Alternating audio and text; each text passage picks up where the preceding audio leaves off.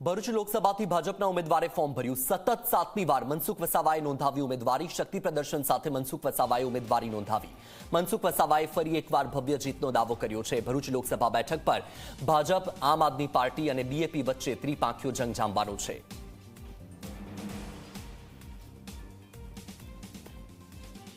સતત 6 ટર્મથી લોકસભામાં ઉમેદવારી કરીને સાંસદ બન્યા, ત્યારબાદ હવે પણ 7મી ટર્મ માટે મનસુખભાઈ વસાવાને ઉમેદવારી કરવાની તક મળી છે ભારતીય જનતા પાર્ટી તરફથી। મનસુખભાઈ, શું કહેશો?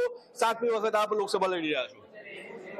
ભૂતકાળમાં ભારતીય જનતા પાર્ટીના સંગઠનની સાથે રહીને સરકારની યોજના લોકો સુધી પહોંચાડી, જેને લઈને પાર્ટી નેતૃત્વએ મને 7મી વખત ઉમેદવારી કરાવી છે।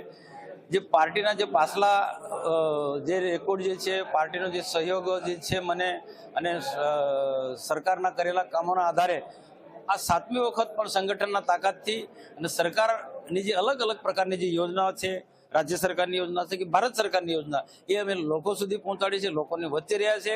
તો મને સંપૂર્ણપણે વિશ્વાસ છે કે 7મી વખત પણ ભારતીય જનતા પાર્ટી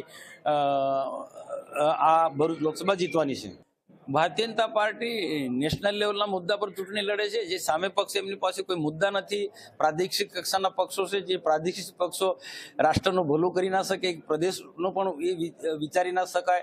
એટલે જનતા જાણે છે અને ગુજરાતની અંદર ક્યારેક પણ પ્રાદેશિક પક્ષો સક્સેસ ગયા નથી આ વખતે। અને વસા ભૂતકાળમાં પણ વસાવા મારી સામે લડ્યા છે, ત્યારે પણ હું આ ભરૂચ લોકસભા હું જીત્યો છું। ખેડૂત આંદોલનનો ઇફેક્ટ પડશે કે નહીં પડે?